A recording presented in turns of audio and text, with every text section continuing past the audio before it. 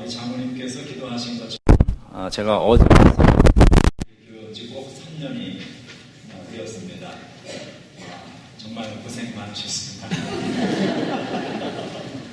제가 지난주에 루이빌 총회 챕터에서 목사들 모임이 있었습니다. NCKBC 임원들하고 대회장들 이렇게 모여서 짬낙스 500주년 기념 기도회도 하고 또 앞으로 한인교회가 어떻게 나갈 것인가 하는 것들을 함께 상의하는 그런 이제 비전 컨설테이션이 있었는데 이제 처음에 모여가지고 목사들이 쭉 이제 들어와서 자기 소개도 하고 근황도 이야기하는 그런 시간이 있었어요. 네, 그래서 이제 이거 온 지 3년 됐다 보니까 사람들이 묻는 거예요. 목회가 좀 어떠냐고. 제가 이제 나가는 데마다 우리 교회 사실 자랑을 많이 합니다. 안 믿어지겠지만 믿어주세요. 우리 교회들이 참 착한 교회들입니다. 참 정장한 분들입니다. 그렇게 얘기하는데 제가 그래서 대답을 하기를 우리 교회들이 참 착한데 많이 불안해한다고. 왜?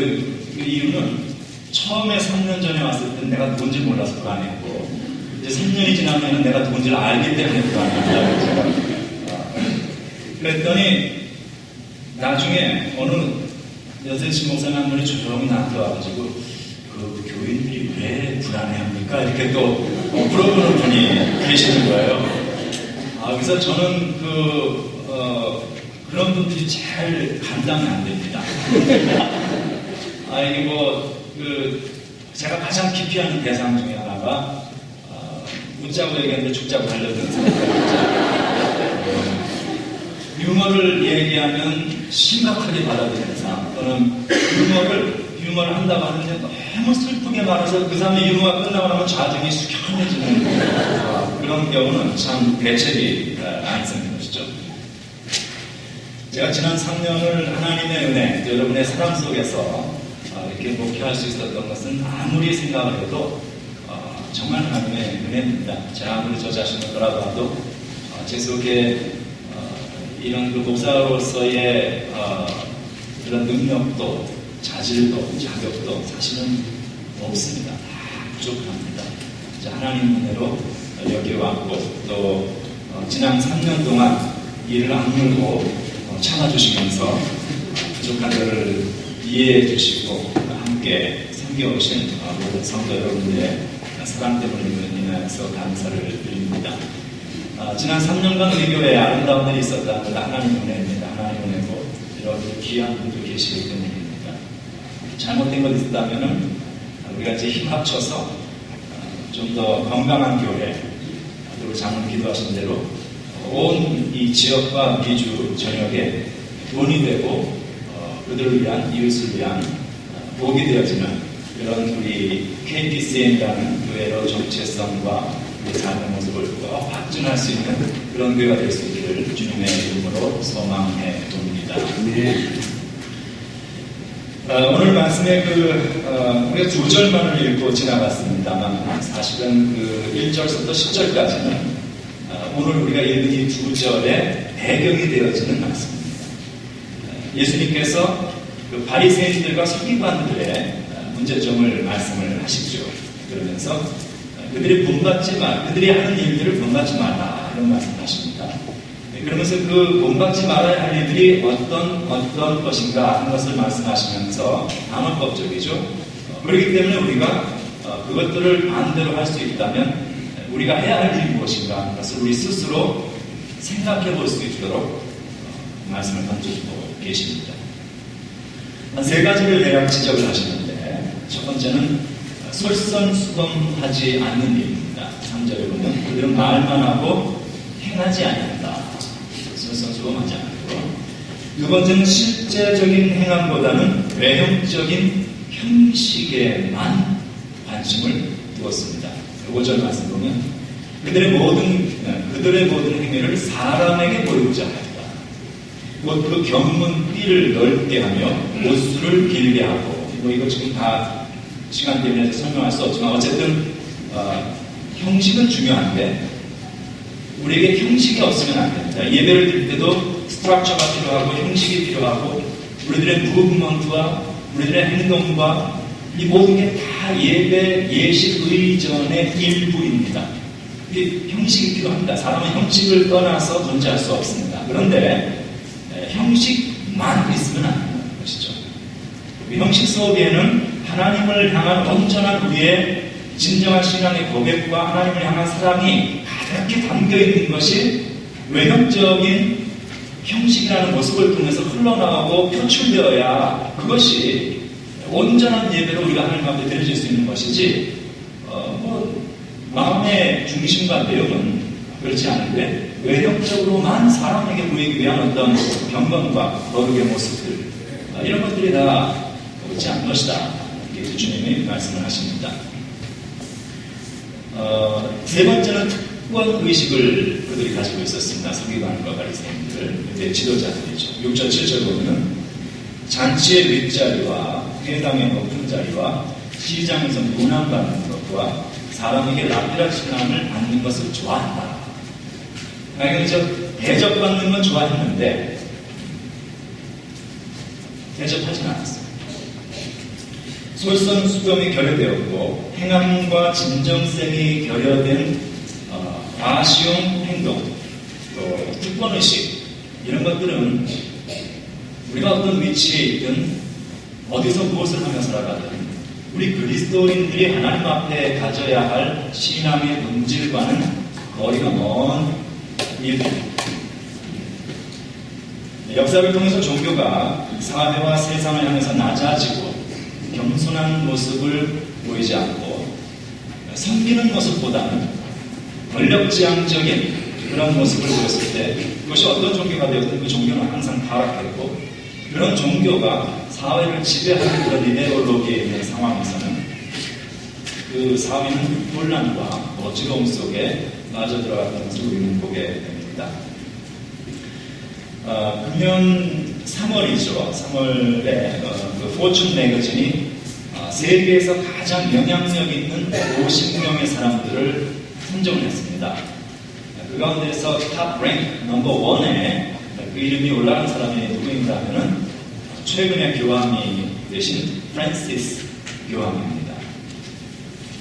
이 프란시스 교황은 이전의 교황들과는 사뭇 다른 그런 모습을 보이고 있어서 많은 사람들이 주목하고 있고 많은 사람들이 존경의 마음으로 그를 바라보고 있습니다.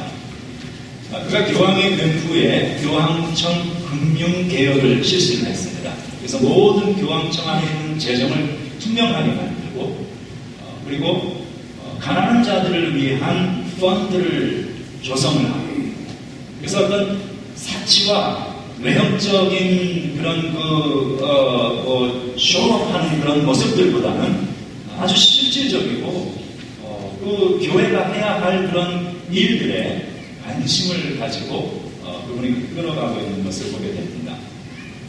그 자신도 마찬가지입니다. 교황들이 입는 그 복장이 화려한 것들이 아주 많습니다. 금색이 번쩍번쩍하는 것, 붉은색, 다양한 관을 쓰고 이런 게 있는데 이분은 이런 걸 잘 입지 않습니다. 항상 소박한 아주 베이식 사제복을 입고 다닙니다. 이렇게 하고 사치스러운 자동차 거주지, 교황청의 바티칸에 교황의 거주지가 있습니다.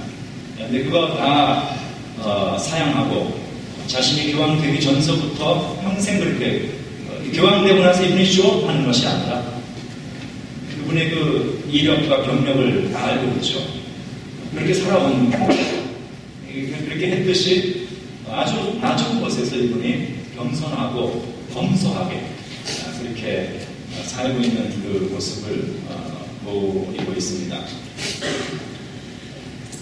그런 모습을 보면서 사람들은 존경하죠. 옛날 우리 그 김수환 추기경도 그랬고 우리 한경직 목사님도 그랬고 이런 분들은 교파가 어디냐, 교단이 어디냐 이거 다 상관없이 훌륭한 한 시대를 이끌어가는 정신적인 리더로서 또 어른으로서 그렇게 사람들이 귀를 기울였어요. 그런 분들이 이야기는 들었고 그 질서가 있었고 그런 분들이 참 없다는 것이 아쉬운 그런 시대에 우리가 살아갑니다. 프란시스 교황이 한국을 방문한다는 말이 나오니까 한국에 있는 일부 개신교 목사들이 모여서 집회를 했습니다. 교황 방한 반대 집회. 그래가지고 광주에 있는 한 교회에서 2,000명의 사람들이, 목사들이 모여서 교황이 한국 오면 안 된다 반대를 했습니다. 그거 신문에 크게 나면서 그거 보면서 저도 목사인데 참 부끄러웠습니다. 같은 텔레비를 보면 어떻게 할까? 왜 그런 일을 합니까? 늘 중에는 캐톨릭은 이단이다 이렇게 얘기하는 분들도 참 많고, 캐톨릭이 교리적으로 기독교 역사 속적으로 잘못된 건 많이 있었던 건 사실입니다. 그러니까 우리가 지난주에 설교했듯이 종교개혁도 일어났던 것이죠. 그런데 제2차 바티칸 공의회를 거치고 나면서 캐톨릭이 많이 바뀌었습니다. 많이 바뀌었고, 그들이 자성의 목소리를 내고 자기 자신을 돌아보고, 그리고 성경에서 떠나 있었던 그 모습들을 자기 스스로 정화하고 고치는 그런 일들을 다 해왔습니다. 지금의 캐톨릭은 이전 중세교의 캐톨릭이 아닙니다. 상당히 달라요. 물론 라틴 아메리카 같은 제3세계를 가면 그곳의 그 모습들은 여전히 샤머니즘, 그쪽에 있는 토속 종교와 믹스되어 있는 그런 모습이 있습니다만, 정통 이 로만 캐톨릭이 요즘에는 많이 바뀌었어요. 우리 개신교가 보고 배워야 할 만한 그런 부분들이 그 속에 많이 있다는 것이, 물론 우리가 교리적으로 동의할 수 없는 부분이 여전히 있지만 그거야 서로 피차 마찬가지 아니겠습니까? 왜 그런 사람들이 이렇게 반대 집회를 하고 그랬는가 하면, 이유는 교황이 왔다 하면 개신교가 감소하고 선교가 안 된다. 이게 이유. 개신교 신학은 타격을 받는다는 것이죠. 참 한심스러운 거죠. 그것 때문에 그렇게 할 일이 없는지 집회를 했습니다. 한국의 교세가 천주교는 지속적으로 지난 한 10년간 계속 늘어가고 있고, 개신교는 계속해서 지금 감소되어 가고 있습니다.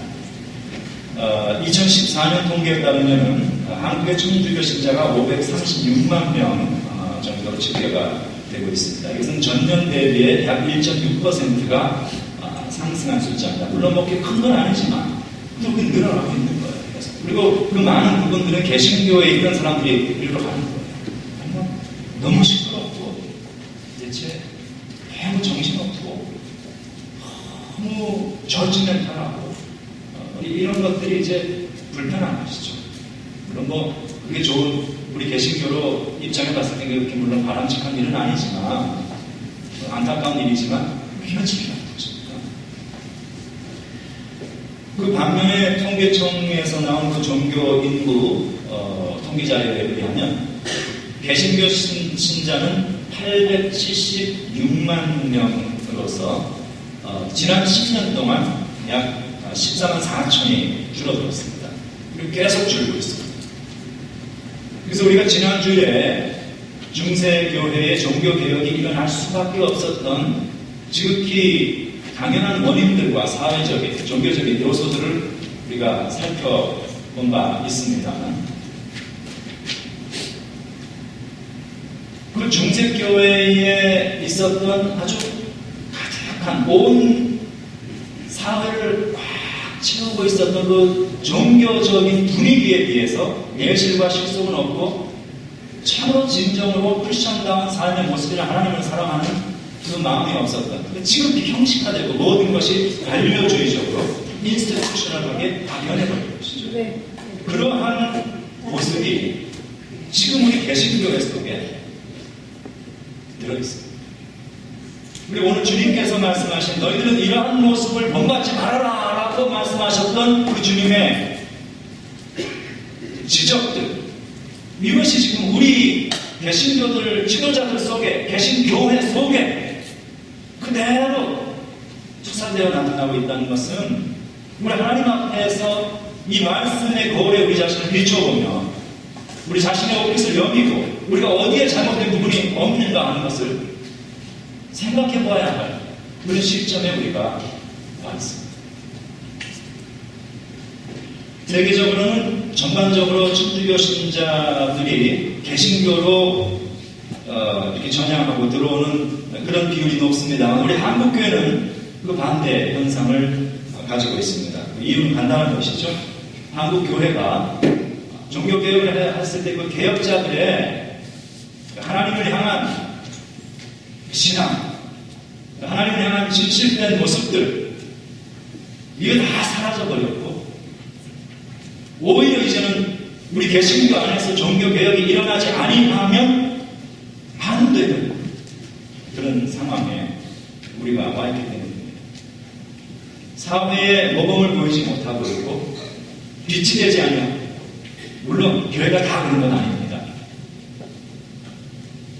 전에도 얘기했지만 개신교회를 상징할 수 있을 만한 영향력이 있는 한국의 큰 교회들과 그 교회의 지도자들이 저지른 실수들이 온 개신교회에 영향을 미쳤고, 실제로 그런 일들을 하지 않고 시골에서 작은 교회에서 열심히 주님 따라 섬기고 있는 그런 교회들이 또는 그 목회자들이 그런 일들 때문에, 자신들이 저지르지 않았던 그런 일들 때문에 타격을 받고 어려움을 겪고 있는 그런 안타까운 현실이 있는 것은 사실입니다.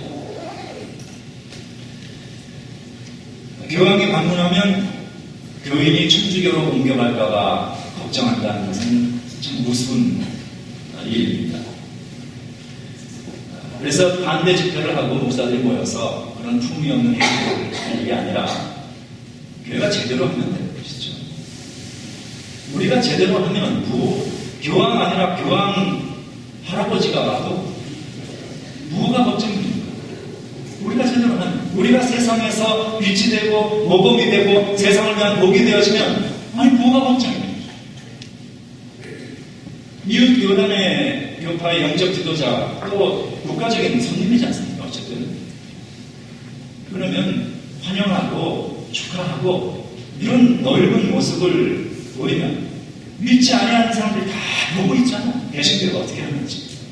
물론 거기 모였던 고모소수의 몇천 명 고요 목사들이 다 우리 개신교를 대표하는 건 아닌데, 그런 사람들이 하는 그런 일 때문에 개신교회 전체가 배타적이고 편협한 그런 모습으로 자꾸 비춰진다는 것이 얼마나 안타까운 일이죠.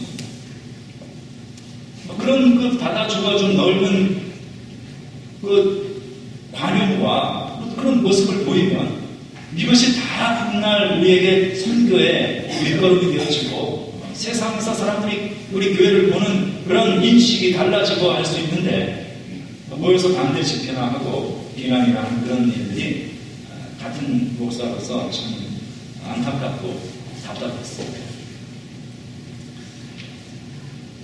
예수님이 그 당시 지도자들의 모습을 보시면서 그런 모습들, 이 종교 지도자들이 그래서는 안 되는데 그들이 가지고 있었던 그 모습을 지적을 하시면서 우리 그리스도인들에게 사랑의 경고를 하시는 것이죠. 너희는 그런 거 본다지 마. 왜 그런 말씀을 하시는가? 그 이유가 있는 것입니다. 바리새인들도 처음부터 그런 사람들이 아니었어요. 우리도 처음부터 그런 사람들이 아니었을 수 있습니다. 근데 바리새인들 시간이 가면서 자신도 모르는 사이에 종교적인 매너리즘에 빠지게 되었고, 우리도 신앙생활에 연륜이 깊어가면서 나도 모르는 사이에 하나님 앞에 나 자신을 돌아보고 성찰하는, 날마다 자기 자신을 하나님 앞에 새롭게 다듬어가고 변화시켜가는, 나를 깎아가는 그런 모습보다는 형식적인 신앙생활에 우리가 빠져 있으면서 진정성을 우리가 잃어버립니다. 그 모습을 우리가 충분히 가질 수 있기 때문에 주님께서 경고를 하시는 것이죠. 그러면서 이제 그리스도인이 가져야 할 삶의 자세가 무엇인가, 본받지 말아야 할 것들을 말씀하시고 나서 우리가 참으로 가져야 할 그리스도인의 삶의 가치,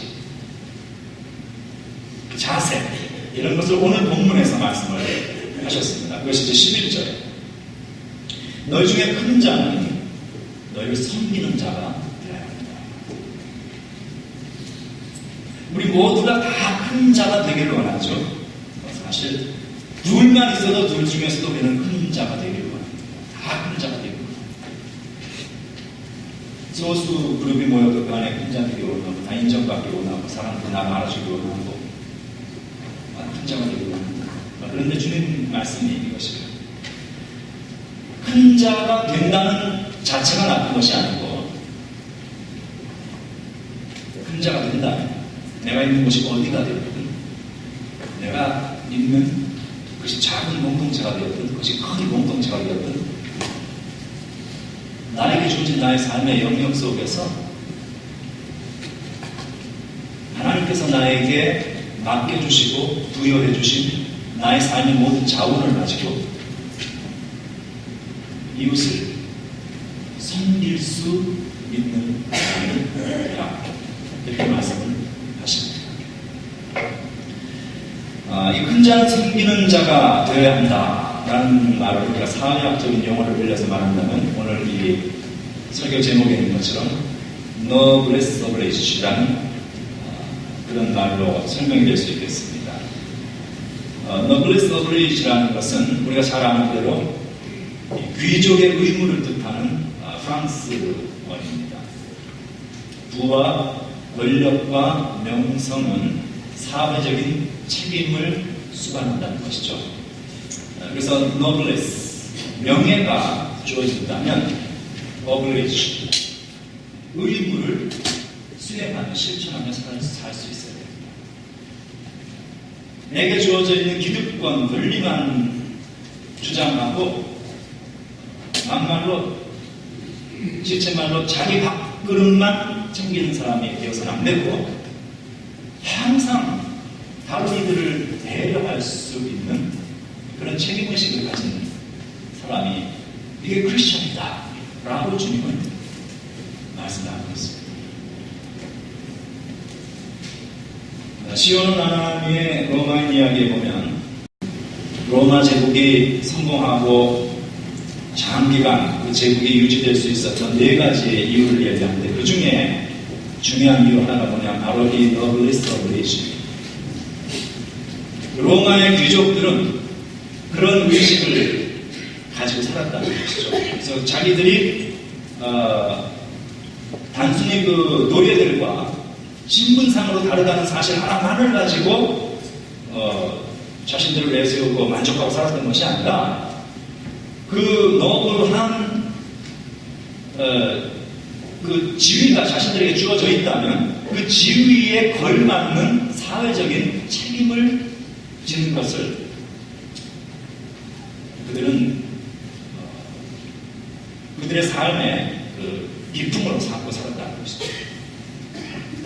그래서 지중해의 그 당시 패권을 가지고 있었던 카르타고 그리고 막 올라오기 시작하는 신국가인 로마 지중해 패권을 놓고 다투게 되죠. 그래서 그 피레니 전쟁이 1차, 2차, 3차에 걸쳐서 이렇게 포에니 전쟁이 진행이 됩니다. 그 중에서 그 2차 포에니 전쟁이 우리가 잘 아는 한니발이 알프스를 넘었던 그 사건이죠. 16년간의 전쟁이 진행되는 동안에 로마의 집정관은 우리 지금 시골의 국무총리 수상 대통령까지 이야기하십니다. 로마 그 당시 정부의 최고 군인 로마의 집정관이 16년 동안 몇 명이 죽었냐? 13명이 죽었어요. 그러니까 대통령이 16년 동안 13번 바뀌었다고 생각하시면 됩니다. 왜 죽었느냐? 전쟁이 나갔습니다. 사람들만 내보내고 군인들만 내보낸 것이 아니라 집정관들이 앞장서서 전쟁에 나갔습니다. 그래서 죽었어요. 그래서 그러한 그 사회적인 이 책임들, 로마 사람들은 아주 명예롭게 생각을 했고, 그래서 병력의 의무를 치르지 않는 사람은 절대로 혼인관이나 집정관 같은 그런 높은 지위에 오를 수가 없었습니다. 그것이 로마를 이끌어간 동인위계입니다. 이렇게 보는 것이죠. 영국도 그런 잘 알려져 있습니다. 이 noblesse oblige를 실천하는 그런 국가적인 기품을 가지고 있는 나라. 그래서 그 영국의 가장 최고 명문 보딩 스쿨이 이튼 스쿨이라는 데가 있습니다. 여기에는 재학생이 약 280명 가량 이렇게 한 학년에 그 정도 되는데 주로 이제 귀족의 자제들이 그 학교를 갑니다. 아무나 뽑지도 않고 어떻게 들어갈 수 있느냐 어떤 그 크라이테리아 어떤 그 학생을 전형하고 뽑아들이는 기준을 전혀 공개하지 않습니다. 그러니까 주로 이제 귀족 가문 명문가의 자제들이 들어가고 또 세계적으로 유학생들 가운데 우수한 그런 인재들이 들어갑니다. 근데 이제 그 학교를 보면은 그 학교가 뭐 많은 영국의 리더들을 배출을 해낸 학교입니다. 그래서 그 졸업생 대부분이 거길 졸업하는 거의 대다수는 옥스퍼드랑 케임브리지, 하버드, 프린스턴, 예일, MIT, 임페리얼, 에딘버러 이런 데를 다 거의 들어갑니다. 근데 이게 이제 좋은 학교에 대학에 들어갈 뿐만 아니라 그 학교의 그 출신들 중에서 지금 그 데이비드 캐머런 총리를 비롯해서 19명의 총리들이 그 학교를 통해서 배출되어 나왔습니다. 영국 왕자인 윌리엄, 해리 이런 사람들도 거길 다 나왔고 워털루 전투의 영웅인 웰링턴 장군 같은 사람, 동물농장 1984년 이런 것을 쓴 조지 오월 같은 사람, 또 007 제임스 본드 시리즈의 작가인 이안 플레밍, 이런 다양한 문학, 예술, 경제, 정치 다양한 학년에 걸쳐서 우수한 인재들을 배출해낸 학교인데 이 학교가 어떻게 해서 그렇게 좋은 인재들을 사회를 이끌어가는 인재들을 배출해내는가 하면 이 학교가 가지고 있는 가장 중요한 모토로 삼고 있는 것이 바로 이 Noblesse Oblige 정치입니다. 그래서 이 학교 정문을 딱 들어가면 정문을 들어가면서 바로 앞에 본관이 벽이 크게 보이는데 그 큰 영국의 여러분 학교들은 가보시면 보시겠지만 다 얼마나 웅장하고 돌로 되고 멋있어요. 그 큰 웅장한 본관의 벽 전체를 무엇으로 채워놓았는가 하면은 1차, 2차 대전 때에 죽은 전사자 중에서 이 이튼을 졸업한 사람들, 이튼 출신의 1, 2차 대전의 전사자들 이름을 거기다가 다 새겨놨습니다. 크게 새겨놓고 그 이름 앞에다가는 몇 년, 몇 월, 며칠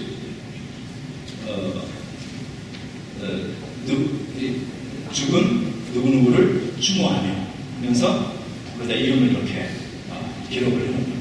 그러니까 이 학생들이 그 웅장한 영국 사람들은 참 잘합니다. 영국의 그 스타파이가 왕자 같은 데 가보면 세계에서 가장 뛰어난 두 명의 제독을 들으라 그러면은 넬슨과 이순신 장군이에요.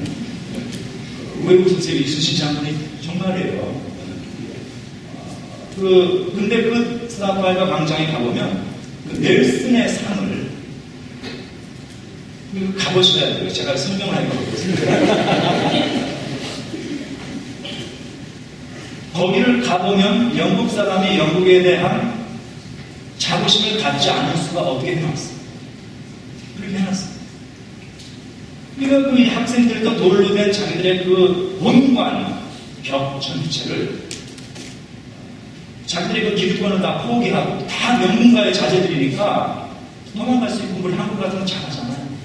여기 빠지고 저기 빠지고 아프다고 그러고 표적받고 입양시키고 안 가도 되는데 그들은 다 가는 거예요. 다 가서 전쟁에서 죽은 거예요.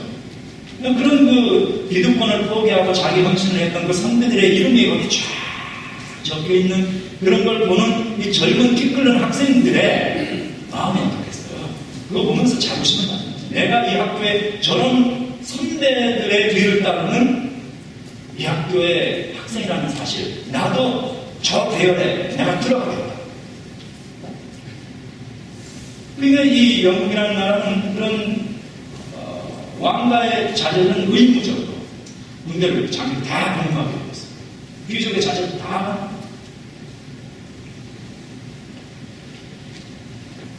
이게 남들보다 나은 기회를 내가 받았기 때문에 그걸 그냥 누리기만 하는 것이 아니라 그것을 백성을 위해서, 나라를 위해서 쓴다는 것이죠.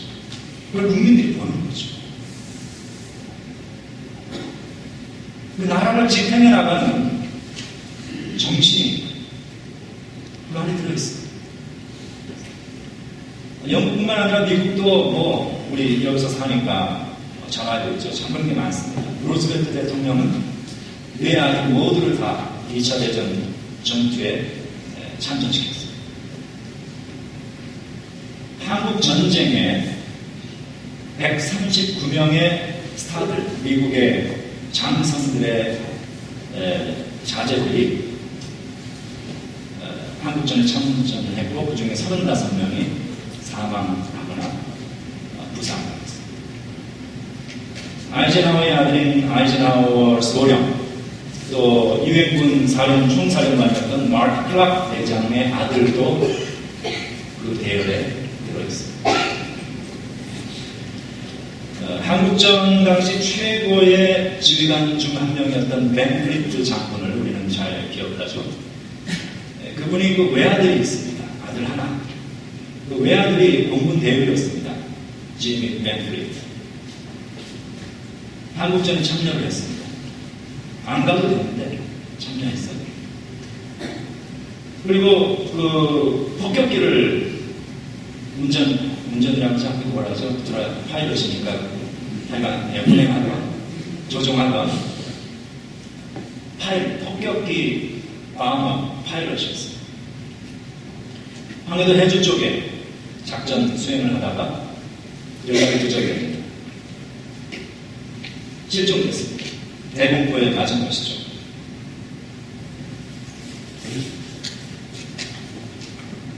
자, 파일럿이 실종이 되니까 당연히 프로토콜을 따라서 수색팀이 구출작전이 시작이 되었습니다.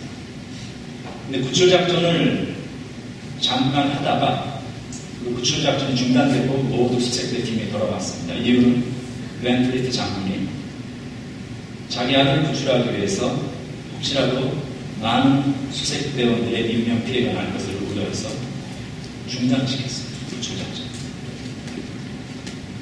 그리고 그 아들은 돌아오지 않았습니다. 왜 아들?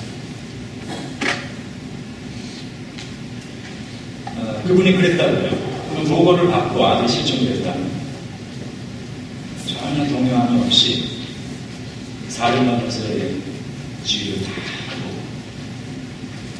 이 측근의 사람들이 하고 남는 이야기에 의하면 한국 지도가 이렇게 펼쳐져 있죠. 잘 삼으십니다. 아들이 실종된 그곳, 그걸 이렇게 하염없이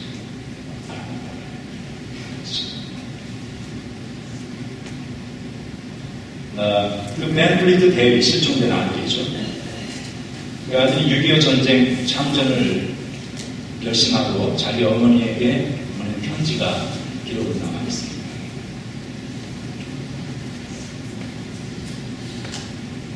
아버지는 자유를 지키기 위해 싸우고 계십니다. 이제 저도 힘을 복되신가 하는 것 같습니다. 어머니, 저를 위해 기도하지 마십니다. 신앙의 가족들, 함께 싸우는 전우들을 위해 기도해 주십시오. 그들 중에는 무사히 돌아오기만을 기다리는 아내를 두는 사람도 있고 아직 가정을 이루어본 적이 없는 사람도 있습니다. 그런 편지를 어머니에게 남기고 정작 자신은 공군 대표소에 사명을 수행하다가 돌아오지 않았습니다.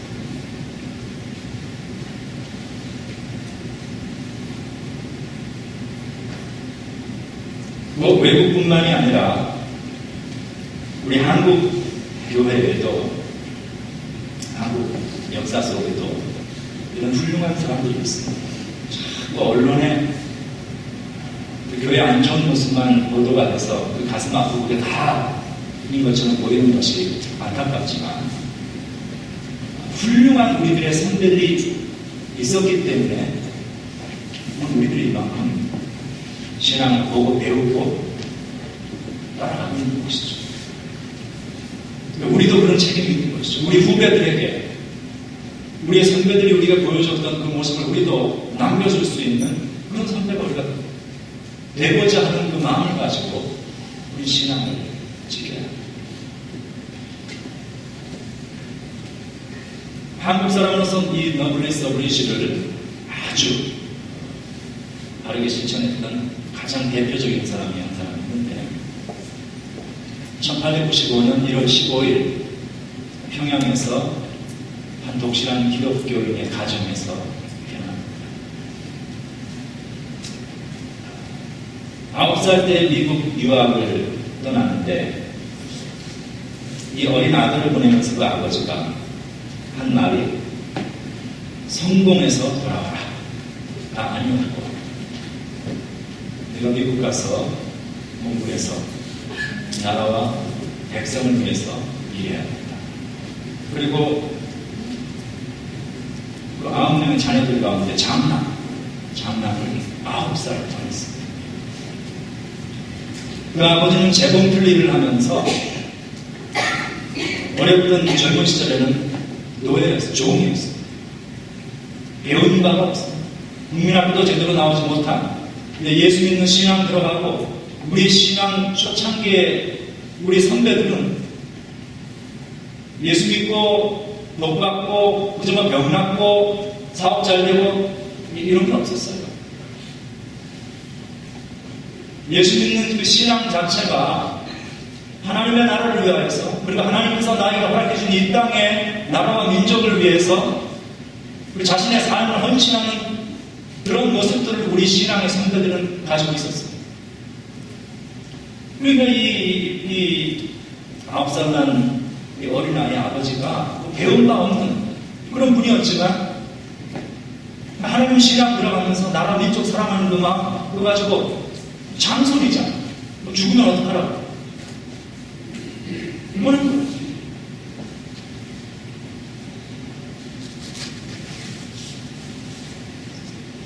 미국으로 건너간 이 아이가 입양된 그 가정이 두 자매가 살아가는 곳이었는데 이들은 아주 그 청교도적인 자세를 가진 신앙을 가진 사람들이었어요. 그래서 아침 되면 성경 읽고 묵상하고 기도하고 그리고 올데이 밭에 나가서 노동하고 일하고 이 아이가 어려서부터 그거 보고 배운 거예요. 똑같이 아침에 나가서 기도하고 묵상하고 말씀 보고 열심히 일하고 정직하게 땀 흘린 만큼 먹고 배우고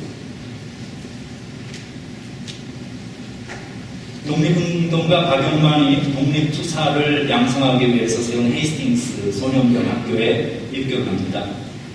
3년까지 다 마치고 훗날 독립운동을 합니다.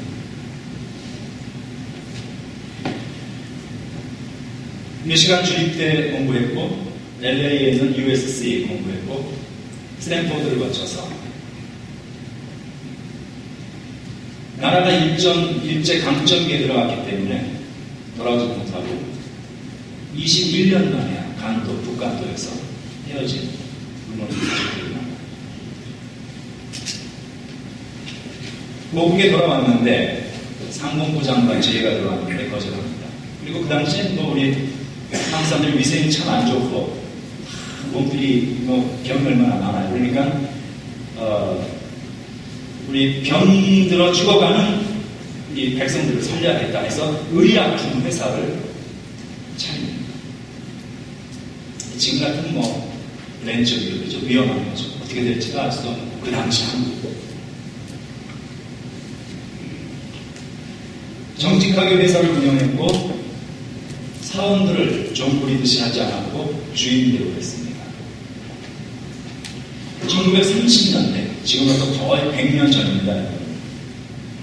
우리 한국에 1960년대, 70년대, 80년대 다 지나오신 분들 우리 알잖아요. 한국에 근로자들의 상황이 얼마나 열악한지.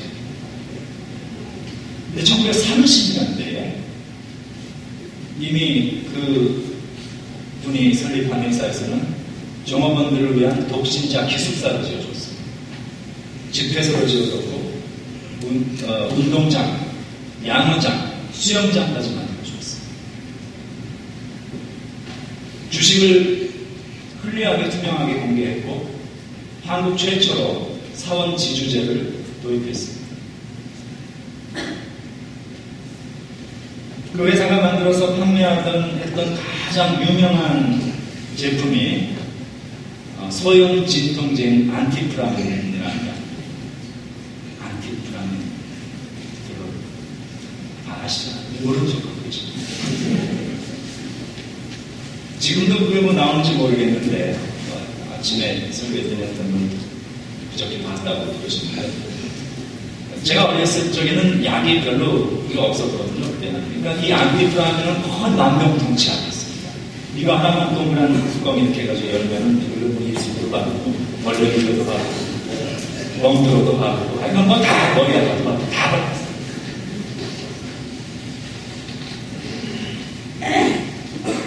그 회사는 유한양입니다.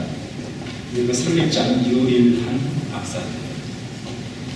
한국에서 기독교적인 너블레스 어브레이시를 가장 잘 실천했던 대표적인 인물이죠. 지금도 설계를 하면 한국에서 가장 존경받는 5개의 회사에 이분이 설립한 2개의 회사가 계속 들어갑니다. 유한양이, 유한킴벌리. 이 회사들은 창업을 한 이후에 단 한 번도 탈세를 한 적이 없습니다. 많은 정권이 바뀔 때마다 정치자금에 대한 압박이 위협이 들어왔지만 한 번도 불법 정치자금을 바치면서 정경유착을 한 적이 없습니다. 모든 사원을 사람답게 그들의 주인의식을 가지고 일할 수 있도록 그렇게 되어 갑니다. 이 유일한 씨가 자신이 죽기 전에 부사장으로 근무하던 자기의 외아들, 그리고 조카, 이 둘을 자기가 직접 파이어 시켰습니다. 특별한 잘못이 없는데 그렇게까지 해야 되겠습니까? 라는 경영진의 질문 앞에 이렇게 대답합니다. 내가 죽고 나면 그들로 인해서 회사의 파벌이 조성되고 그렇게 되면 회사가 공정하게 운영되기 어려운 것입니다. 그게 자기 아들을 파면한 이유였습니다.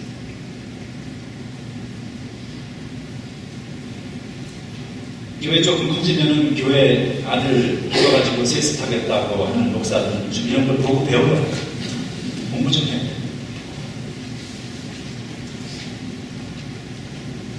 유한중고등학교를 설립했고 지금은 그렇지 않았지만 처음 12년 정도는 이 유한공업고등학교가 전국에서 유일하게 전교생 3년 장학금을 주던 학교였어요. 그 당시 얼마나 어려웠어요. 돈 한 푼 안 내고 공부를 시켰기 때문에 전국에서 한 학교에서 한 명씩의 학생들이 올라왔어요. 저도 장학금 주는 줄 알고 거기 시험 쳐서 들어갔는데 제가 들어갔을 때 2년 전에 그게 끊어져 있었어요.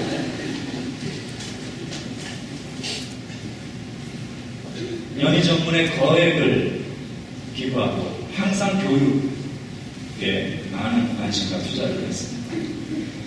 그가 죽은 후에 유언장이 공개가 됐는데 그가 자신의 후손들에게 남긴 유산이 무엇이었는가 하면 자기 그 손녀에게 대학 학장 딱 남겼고 대학은 무식이 아니다.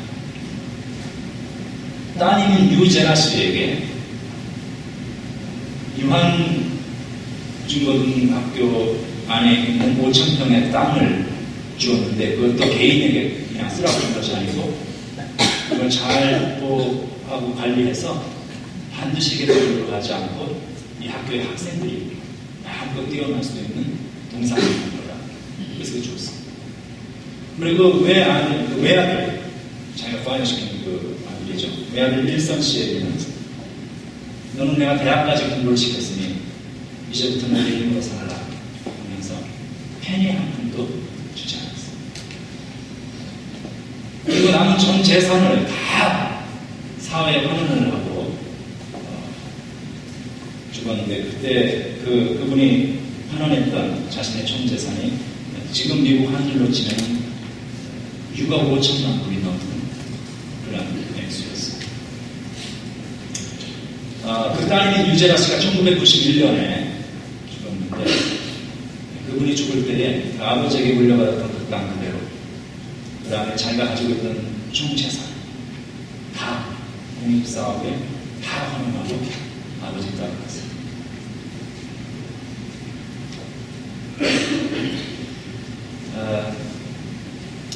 우리는 이 하나님의 말씀 앞에서 크리스천으로 살아가면서 좀 생각해야 합니다. 우리가 가진 모든 권리와 권력과 명예와 돈은 내 것이 아니라는 사실이에요. 이것은 철저하게 하나님의 것, 하나님께서 내가 이 땅 살아있는 동안에 나에게 임대해 주신 하나님의 것이라는 사실을 우리는 행복적으로 우리 자신에게 각인시켜야 합니다. 왜냐하면 우리는 기억력이 좋지 않아서 이 사실을 자꾸 잊고 다 내 것이죠. 하나님께서 우리에게 그것을 맡기셨다면 나에게 지혜를 주셨고, 나에게 남는 없는 지식을 주셨고, 명철을 주셨고, 부를 주셨고, 권세를 주셨고, 다양한 많은 것을 하나님께서 나에게 주셨다면 그 모든 것들은 그것을 통해서 하나님의 것이죠. 그것을 통해서 그걸 잘 유로라이즈해서 이웃을 섬기는 삶이 되라고 하나님께서 우리에게 맡겨주신 하나님의 것이다. 그런 사실을 우리는 잊어서 합니다. 예수님께서 이 땅에 오신 이후 분명하게 말씀하셨죠. 섬김을 받으려 함이 아니라 도리어 섬기라. 자기 목숨을 많은 사람의 대속입니다. 섬기다가 주다가 마지막에는 자기 자신까지 다 완전하게 죽어버리시는, 그 주님을 따라가는 사람들이 크리스찬, 우리들이고, 우리가 크리스찬이라는 이야기를 한다는 말이 즉슨 그 주님이 보여주셨던 삶의 모범을 따라서 우리도 그 정신을 가지고 살아가는 사람들이라는 거예요.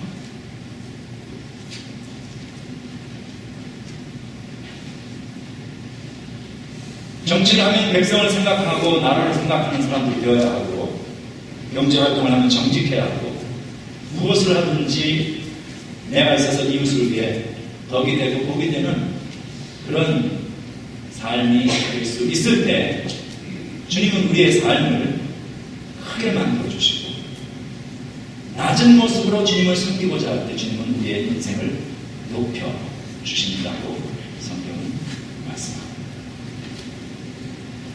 오늘 우리가 우리들의 그 신앙의 승대들의 이런 하나님의 말씀을 실천하며 사는 많은 우리의 모습을 생각하고 기억하면서 오늘 말씀을 한번 제가 읽으며 마치도록 하겠습니다. 너희 중에 큰 자는 너희를 섬기는 자가 되어야 한다.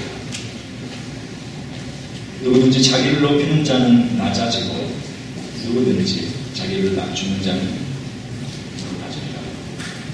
아멘. 나도 자식을 봅시다.